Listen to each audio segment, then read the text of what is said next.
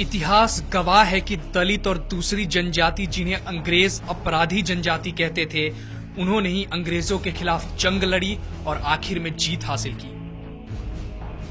ज्यादातर रचनाएं या तो ब्रिटिशर्स द्वारा लिखी गई या फिर उन वशिष्ठ वर्गों द्वारा जिन्होंने इतिहास में तो हिस्सा लिया लेकिन उन पिछड़े वर्गों को अलग कर दिया जिसमें दलित वर्ग और जनजाति आते हैं। आज हम बात करेंगे उन आदिवासियों और दलित स्वतंत्र सेनानियों के बारे में जिन्होंने दलितों के उत्थान के लिए जंग लड़ी और संघर्ष किया इस देश को आजाद करवाने में। दलितों का भावनात्मक संबंध 1857 के आजादी की लड़ाई से जुड़ा हुआ है। उनका मानना था कि उन्होंने अंग्रेजों के खिलाफ 1857 में झांसी में जंग की शुरुआत की।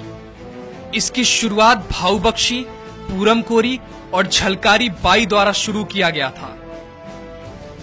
कहा जाता है कि आजादी की पहली लड़ाई शहीद महिलाओं के नाम है जो दलित वर्ग से आती थी, जिसमें झलकारी बाई, अवंती बाई, पन्ना दाई, उदा देवी और महावीरी देवी हैं। इन सब आंदोलन और उससे जुड़े हुए लोगों में मता दीन भंगी प्रेरणा का स्रोत है।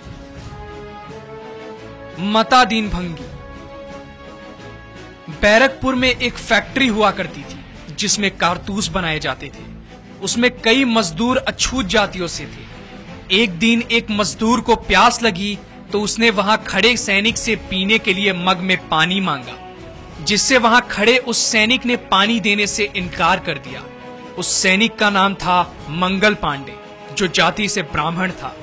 जिसके बाद उस मजदूर को यह बात अपमानजनक लगा और उसने कहा कि बड़े आए ब्राह्मण का बेटा, जिन कारतूसों के तुम उपयोग करते हो उन पर गाय और सुअर की चर्बी लगाई जाती है, जिन्हें तुम अपने दांतों से तोड़कर बंदूक में भरते हो। उस समय तुम्हारा धर्म कहां जाता है? धिक्कार है तुम्हारे ब्राह्मण होने पर। इसे सुनकर सैनिकों को झटका लगा और वो अछूत कोई नहीं बल्कि मता दीन भंगी थे, जिन्होंने भारतीय सैनिकों की आंखें खोली और भारत की आजादी में पहली मशाल जलाई। एसआर संजीव नाथ ने अपनी किताब 1857 की क्रांति का जनक नागवंशी भंगी मता दीन हेला के बारे में यही चीज बता रखी है। उन्होंने अपने किताब में यह भी लिखा है कि मता दीन भंगी को 1857 क्रांति का जनक कहा जाता है। मदारी पासी। मदारी पासी का जन्म उत्तर प्रदेश के जिला हरदोई तहसील संडीला के गांव मोहनखेड़ा में 1860 में हुआ था। कोई 60 साल की उम्र में गरमपंथी मदारी पासी ने उत्तर पश्चिमी अवध में किसानों, मजदूरों एवं निम्न वर्ग के दबे कुचले लोगों के पक्ष में एका आंदोलन चलाया था। मदारी पासी को केंद्र में रखकर कामनाथ ने एक उपन्यास लिखा है, नाम है काल कथा। उदा देवी और मक्का पासी। पासियों ने अपने गांव और देश की रक्षा करने के लिए अंग्रेजों के खिलाफ राजद्रोह किया और कई जंगें लड़ी। बात है 10 जून 1857 की, जब अंग्रेजी सैनिकों का एक समूह हेनरी लॉरेंस की अगुवाई में अवध से चिन्हट जा रहा था। जिसके बाद मक्का पासी ने 200 पासियों का समूह तैयार किया और तकरीबन सभी अंग्रेजों को मार डाला। उस लड़ाई में मक्का पासी भी शहीद हो गए। उदा देवी लखनऊ के उजरियो गांव की थी और उनके पति हजरत महल में एक सैनिक थे। चिन्हट युद्ध में मक्का पासी की मृत्यु हो गई, जिसके बाद उदा देवी ने 36 अंग्रेजों को मारकर अपने पति का बदला लिया। बेगम हजरत महल को 1857 में गिरफ्तार कर लिया गया, जिसके बाद हजरत महल की नई बेगम उदा देवी बन गई। मंगूराम कौन थे, इतिहास नहीं जानता है। 1942 की अगस्त क्रांति का बहुजन नायक, बैलगाड़ी का मामूली गाड़ीवान। सिपुआ तो शायद आप सब जानते होंगे, बैलगाड़ी को खड़ा करने का बांस है। महंगूराम अगस्त क्रांति के दौरान अंग्रेजों द्वारा की गई जगदीश प्रसाद की हत्या के आक्रोश में थे। उन्होंने एक अंग्रेज सिपाही की सिपवा से पीट कर जान ले ली थी। उनके इस कारनामे से भड़के अंग्रेजों ने 14 अगस्त 1942 को महंगूराम को गोली से उड़ा दिया। पीताम्बर और नीलांबर शाही। 1857 में स्वतंत्रता संग्राम के दौरान पलामू इस प्रदेश का सबसे अशांत क्षेत्र था। पलामू में सबसे अधिक समय तक विद्रोह की ज्वाला धधकती रही। विरोध के दौरान पीताम्बर और नीलांबर शाही के नेतृत्व में बड़े पैमाने पर खुद को संगठित कर लिया था। संगठित लोगों ने अंग्रेज समर्थक जमींदार रघुवीर दायल सिंह से कड़ा मुकाबला किया था। 1857 में विद्रोहियों ने राजहरा कोयला कंपनी पर हमला कर दिया, जिससे अंग्रेजों का काफी नुकसान हुआ। चूहड़ आंदोलन। आखिर कौन थे चूहड़? चूहड़ आंदोलन झारखंड के आदिवासियों ने रघुनाथ महतो के नेतृत्व में ईस्ट इंडिया कंपनी के खिलाफ जंगल जमीन के बचाव, शोषण से मुक्ति के लिए 1759 में आरंभ किया था।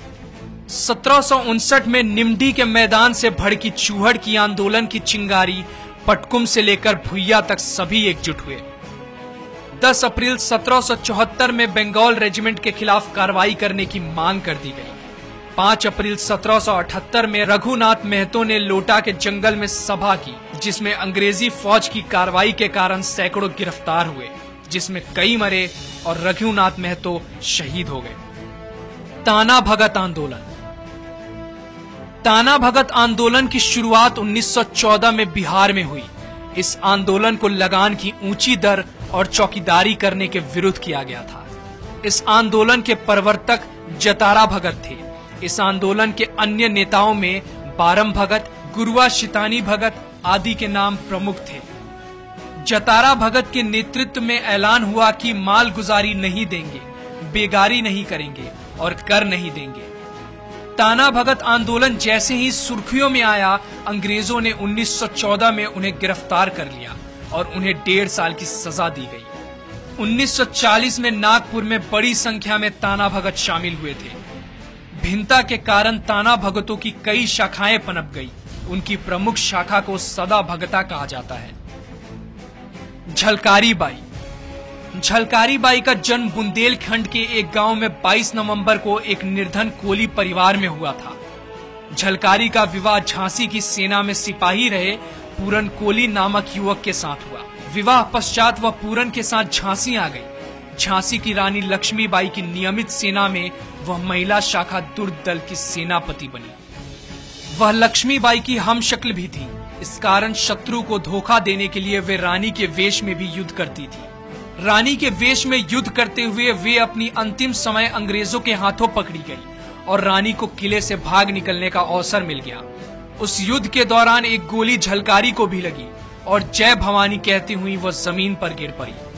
ऐसी महान वीरंगना थी झलकारी बाई। तिलका मांझी।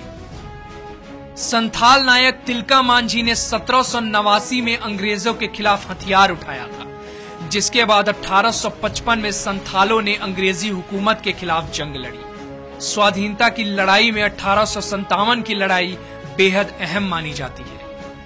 अंग्रेजों को इस लड़ाई में काफी नुकसान उठाना पड़ा था। इस घटना की याद में हर साल 30 जून को हूल क्रांति दिवस मनाया जाता है। इतिहासकारों ने संथाल हूल को मूल आंदोलन का दर्जा दिया है। इतिहासकारों ने संथाल हूल को मुक्ति आंदोलन का दर्जा दिया है। उधम सिंह।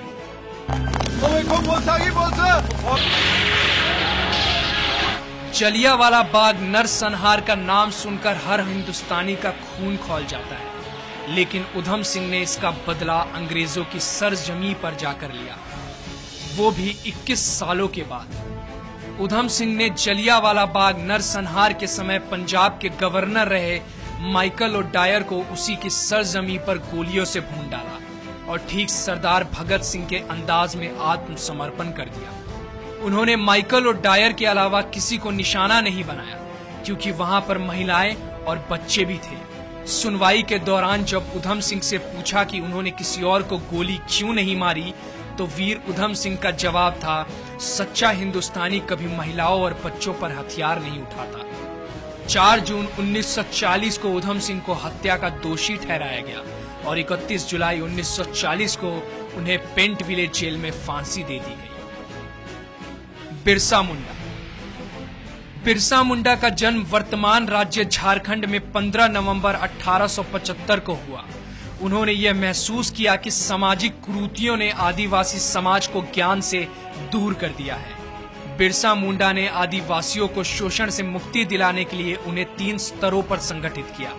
पाखंड से दूर रखने के लिए आदिवासियों को शिक्षा का महत्व समझाया, साथ ही सहयोग और सरकार का रास्ता दिखाया। आदिवासियों ने बेगारी प्रथा के खिलाफ जबरदस्त विरोध किया। सामाजिक और आर्थिक चेतना आने के बाद राजनीतिक स्तर पर आदिवासी खुद सजग हो गए। ब्रिटिश हुकूमत ने बिरसा मुंडा को गिरफ्तार कर जेल में डाल दिया। जेल में ही 9 जून 1900 को वे शहीद हो गए। तंतैया मामा 1842 में मध्य प्रदेश के खंडवा जिले में टंटैया का जन्म हुआ। जवानी में अंग्रेजों के सहयोगी साहूकारों की प्रताड़ना से तंग आकर वे अपने साथियों के साथ जंगल में कूद गए। मालदारों से माल लूटकर वो गरीबों में बांटने लगे। मदद करने की वजह से टंटैया सबके प्रिय बन गए और वो टंटैया मामा बन गए। 19 अक्टूबर 1889 को उन्हें फांसी की सजा सुनाई गई। जहां इस वीर पुरुष की समाधि बनी है, वहां से गुजरने वाली ट्रेनें भी रुककर सलाम देती हैं। सीधो कानून स्वाधीनता की पहली लड़ाई वैसे तो 1857 में मानी जाती है, लेकिन उससे पहले वर्तमान झारखंड के संथाल परगना क्षेत्र संथाल हुल और संथाल विद्रोह की वजह से अंग्रेजों को भारी नुकसान उठाना पड़ा था। सिद्धू और कान्हा 2 भाइयों के नेतृत्व में 30 जून 1855 को विद्रोह की शुरुआत हुई। नारा दिया गया, करो या मरो, अंग्रेजों हमारी माटी छोड़ो। 400 गांवों के लगभग 50,000 लोगों ने मिलकर आंदोलन की शुरुआत की। इस युद्ध में करीब 20,000 वनवासियों ने अपनी जान दी थी। 26 जुलाई को दोनों भाइयों को खुलेआम एक पेड़ पर टांगकर फांसी की सजा दी गई। मोतीलाल तेजावत को आदिवासियों का मसीहा के रूप में जाना जाता है। वनवासी संघ की स्थापना मोतीलाल तेजावत ने की थी। इन्होंने आदिवासियों के हक के लिए मुख्य योगदान दिया। 1900 ईस्वी में एक ही आंदोलन का सफल नेतृत्व इन्होंने ही किया था। इस आंदोलन को पुरुष राणा प्रताप का नाम लेकर चलाया गया था। 1857 ईस्वी के विद्रोह में पूर्व भारत के लगभग सभी भागों में विद्रोह हुए थे, जिसमें आदिवासी समूह और स्वतंत्र सेनानियों का योगदान महत्वपूर्ण था। जगदलपुर विद्रोह, मानगढ़ क्रांति, आरबेदन आंदोलन, ये विद्रोह भिन्न भिन्न प्रकृति के थे। इनमें से अधिकांश विद्रोह अंग्रेजों के विरोध किए गए थे। इन सबके बाद all India schedule caste federation की स्थापना 1942 के नागपुर अधिवेशन में हुई थी। इसकी स्थापना बाबा साहेब अम्बेडकर ने की थी। यह एक ऐसा राजनीतिक दल था जो अनुसूचित जाति के लोगों का प्रतिनिधित्व करता था। उस समय बाबा साहेब अम्बेडकर दलित जातियों के राजनीतिक अधिकारों के लिए लड़ते थे। AISCF से देश के तमाम दलित जातियों को अपनी आवाज रखने का मौका मिला था। समय बीतने के साथ कई विवाद भी हुए, जिसके बाद डॉक्टर अंबेडकर ने रिपब्लिक पार्टी की स्थापना की।